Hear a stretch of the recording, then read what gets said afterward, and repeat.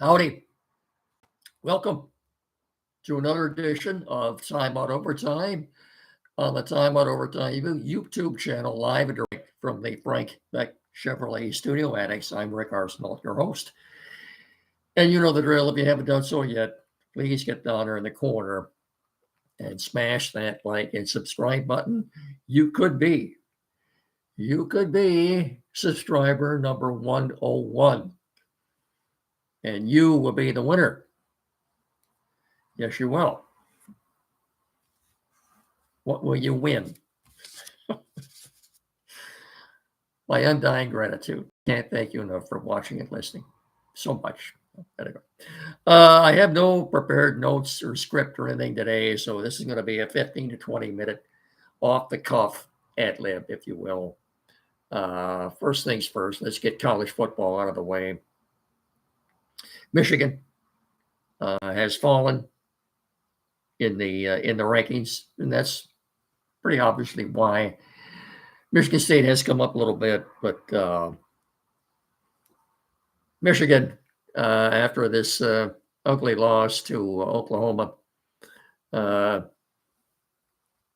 has a home game at the Big House at noon on Saturday. They're playing Central Michigan, and the last time I looked, pardon me, they were like, hang on. I don't cough all day, except when I have to start doing this, then I start coughing. You figure it out. Michigan, 27.5-point favorites over Central Michigan at noon on Saturday on the Big Ten Network. And of course, no Sharon Moore as he is sitting out. The first of his self-imposed 2-game suspension. He will also miss the game in Nebraska next week. And as for Michigan State, coming off an exciting win over Boston College in double overtime. They're 2-0 right now. They've got Youngstown State again at Spartan Stadium on Saturday. That's a 3:30 game. It's also on the Big Ten Network. They are 12.5-point favorites. So if you get the Big Ten Network, you've got a Michigan State doubleheader this Saturday. So that's a 3:30 start. So you've got what? Michigan and State from noon to about 7 o'clock. 7 hours of Michigan and Michigan. That's too long. College games are taking much too long now. I'm sorry. 3.5 or 4 hours. It's too long for any game. I don't even think the NFL games go that long. I really don't. Anyway, another topic for another time, I suppose. Okay, before we get into Tigers and Lions, let's do this for our good sponsors at Frank Beck Chevrolet. Make sure you can see everything you need to see here. Okay. Down here. There, I think you can see everything right there. Okay. The Frank Beck Chevrolet 10th Annual First Responders Tribute Golf Scramble. A week from Saturday, September 20th at White Oaks Golf Course. All proceeds go to the Hillsdale Fire Department Station 3. The great cause. Registration at 8 o'clock. Shotgun start at 9, $240 a team. See or call Frank Beck Chevrolet to register. Get in there. You register. They give you all the details. Be a lot of fun. I can promise you good weather. A good time will be had by all. And even if you don't golf, you can still doesn't mean you can't make a donation. It's a really great cause. So you make a donation and just go out there and hang out all day. Enjoy all the camaraderie. Be a great time. I can promise you that. Again, the Frank Beck Chevrolet 10th Annual First Responders Tribute Golf Scramble. Saturday, September 20th, White Oaks Golf Course. All proceeds go to Hillsdale Fire Department Station 3. Registration at 8. Shotgun start at 9, $240 a team. Get into Frank Beck's or call out there to register. Great cause. Like I promise you, a really great time for everybody. Yeah. Chevrolet together, let's drive. Chevy Drive, Southern Michigan. And of course, Frank Beck Chevrolet is the number one selling Chevrolet dealer in our immediate tri-state area. Now, I'll keep reminding you of that the closer we get to it. We're also brought to you in part by Barron Insurance on the corner of M99 and US 12 in downtown Jonesville. That's barronins.com. Barron Insurance, protecting your dreams. 517-849-1000. As I said, in downtown Jonesville and M99 and US 12. Barron Insurance, protecting your dreams. That's barronins.com. Let's get baseball out of the way first. Hang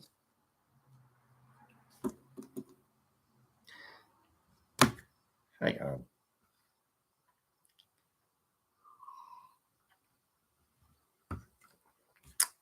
I mentioned the weather too earlier. If this isn't the best time of the year on here for the weather, I don't know what is. We can have 80 degrees, but with the humidity as low as it is and a cool breeze blowing outside, it feels absolutely marvelous. Perfect, doesn't it? If this isn't the best time of the year on here, I don't know what is. For someone who spent 13 years living in Southern California, I can assure you, the weather we're having right now is typical winter weather for Southern California. 75 to 85 during the day, mid-40s to mid-50s at night. Absolutely perfect. And enjoy it. Let's enjoy it while we have it right now, because the next 2 or 3 weeks look pretty much what we got right now. I know we could use some rain for the farmers, but our rain level is below normal. How did I get sidetracked on this? I'm supposed to be doing sports, not the farm report and weather, but okay. Where was I? Baseball.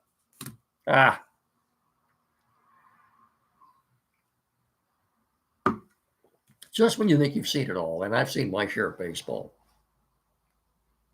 Just when you think you've seen it all, we had last night's 7th inning, the Tiger game. Tigers won the game 12-2, and that 7th inning, Riley Green came up he led off the 7th inning in a 2-2 game, and he doubled, ground rule double. He came to bat in that same inning 9 batters later. Well, he was the 10th man to bat in that inning, in the 7th inning last night.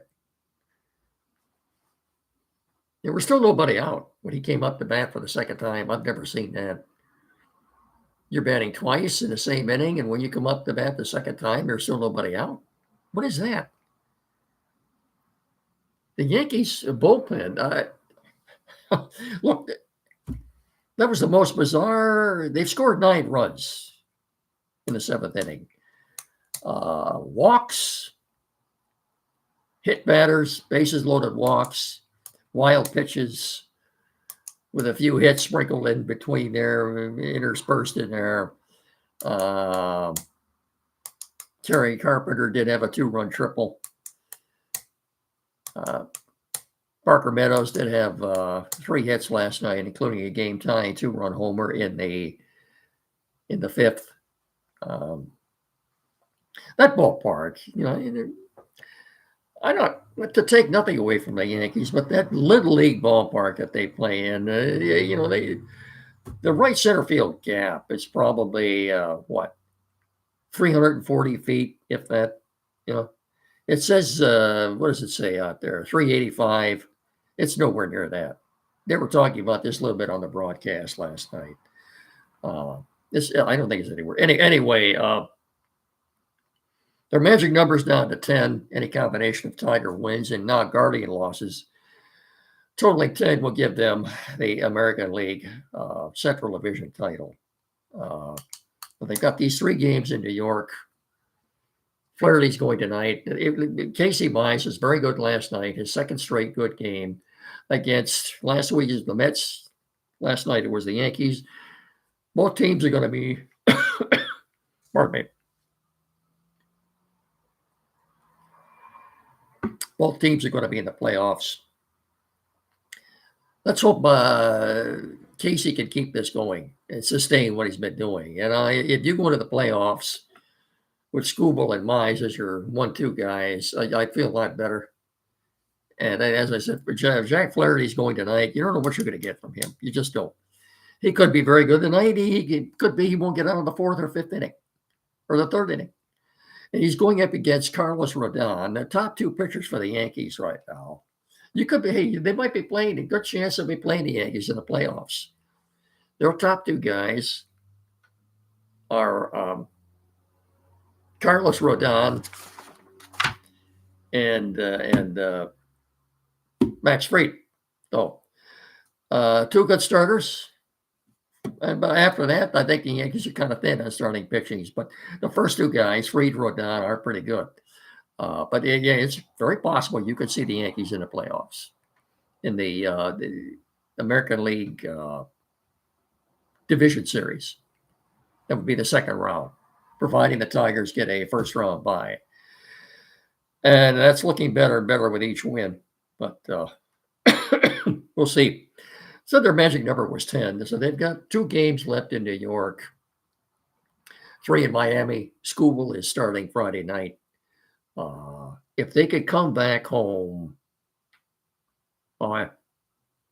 with their magic number about 5,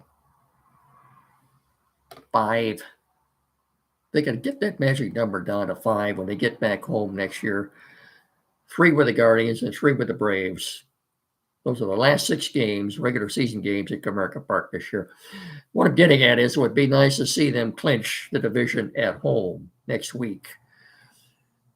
More than likely, it would have to be in that Atlanta series, not this weekend, but next weekend, either Friday, Saturday, or Sunday. When the Lions will be out of town, that's a Monday night game at Baltimore, I think. Anyway, it would be good, very nice if they could clinch the division title. Something they haven't done in, 10 or 11 years. Pardon me. At home next week. Be nice for the fans. It really would be. Well, anyway, 7:05 tonight. Jack Flaherty versus Carlos Rodon. That matchup heavily favors the Yankees. It really does. Tomorrow looks like a bullpen day. Tigers are TBD for tomorrow. I think Schlittler's going for the Yankees tomorrow, but I think the Tigers are going with chaos tomorrow. Well, good luck with that. So that game tomorrow night, as I said earlier in the week, I think President Trump, don't forget tomorrow's 9/11. I think President Trump is going to be there at the game tomorrow night at Yankee Stadium to help commemorate the anniversary of 9/11. You hate to go back and relive everything that happened on that day, but I guess, it's probably good that we do it. Honor everyone who lost their lives in the line of duty and all the innocent people who were killed on that day tomorrow. Very special day tomorrow. And I don't know if Trump is throwing out the first pitch tomorrow or what. He probably will be. But if he does, pardon me, if he does, I don't think it'll be from the mound. I think it'll be from the stands. So, anyway, very special night tomorrow night at Yankee Stadium. And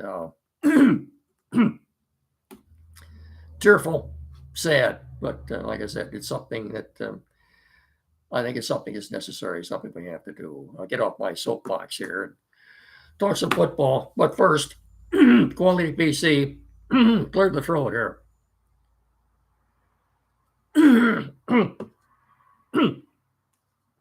Okay, here we go. Quality PC downtown Hillsdale, 37 Walter Street, directly across the street from Fat Jack's Automotive.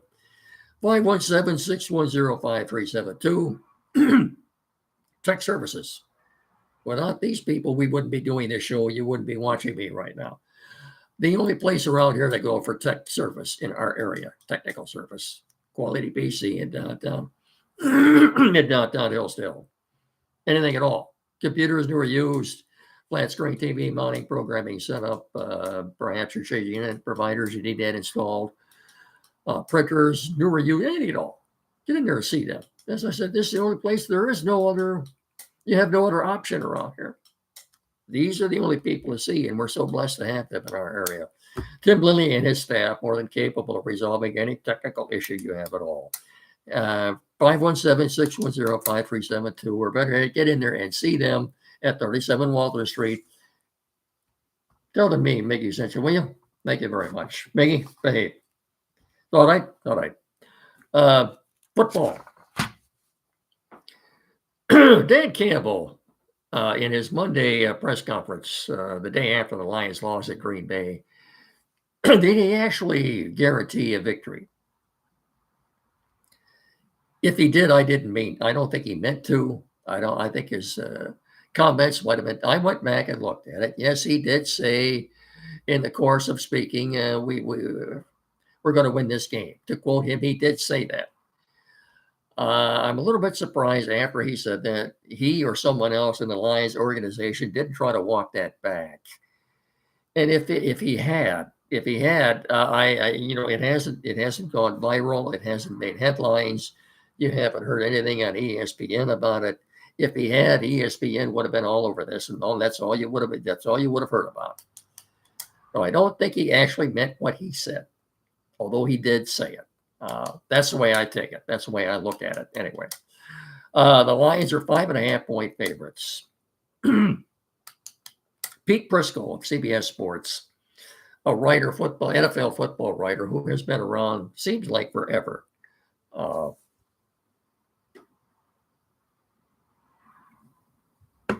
Pete Prisco, with decades, like it seemed. Anyway, respected NFL writer. I have never known him. I don't know if he has an axe to grind with the Lions or what, but I have never known him in any circumstance when picking games to predict a Lion victory. But that's what he's done for this Sunday. According to Pete Prisco, that's Prisco, his predicted final score for this game on Sunday is the Detroit Lions 30 and the Chicago Bears 17. He thinks they'll get the offense going. Well, yes. What did the Lions look like? I saw Matt Derry did an interview last night on his podcast, Locked On Lions, with Robert Porcher, who we were honoring at halftime on Sunday. What did you think? And Porcher said, I think they looked like they hadn't played all summer. And when asked about it on his radio show the other day that he does with the ticket, Campbell did admittedly say, well, maybe I should have played them some in the preseason, especially the two younger guys, the rookie Ratledge and Mahogany, who only had, what did he play, 2 or 3 games last year? He doesn't have many games under his belt either. They look like, he said the keys. I think that's what he meant when he said after the game Sunday, this was all correctable. Well, you can do it. There's a lot of ways you can spin the game last Sunday. Packers had 90 yards of offense in the second half. They didn't really do that much. The one touchdown they scored was on a short field after the Lions had a punt out of their own end zone. What do they have to clean up? Well, I think special teams. Dave Phipp is still the special teams coordinator. But special teams, even in the preseason and that game Sunday, did not look good. And it was a holding call on, Isaac Tesla on a punt that had the Packers pinned down around their own 15-yard line. So they made them punt it again. And the result was they got the ball around midfield. And as Jim Nantz was quick to point out, it was about a 32 or 33-yard penalty, as it turned out. At that time, it was 10-3, and 2 plays later, it was 17-3. So, I don't know. I opened where was the play action? Well, play action doesn't work if you can't run the ball. There are a lot of things. I'm anxious to see how different this offense is going to look on Sunday. That's not the same offense we've been looking at the last couple of years. I heard an interview with someone who was actually at the game and said Jameson Williams was open downfield, but they never threw to him. Was that because they didn't have the time or what? Offensive linemen, especially when they were down on their own goal line, looked as though they didn't know where to go. Campbell said it's all correctable, so we'll see. Who needs the game more on Sunday? Well, obviously the Lions do. They say fear is a great motivator, and the Lions certainly don't want to go down 0-2 headed to Baltimore next week. Having said that, I think if they can start the season 2-2 after 4 games, I think they'll be in pretty good shape. Packers tomorrow night. The game is on Amazon Plus, if you didn't know. Last I looked, we're 2 or 2.5 point favorites over the Commanders. Well, Commanders could go in there tomorrow night and beat them. I think we'll be rooting for them. Who do the Vikings play Sunday? Atlanta. Well, I think they're 4.5 point favorites for that game. I haven't checked that. I think. Anyway, is that's either a Sunday night or a Monday night game? The Falcons and Vikings, the home opener for Minnesota. Yeah, I think so. Okay, that's it. I think we're done here. We got through a show without any notes or script or anything like that. This being Wednesday means I will talk to you all again on Friday. Don't forget.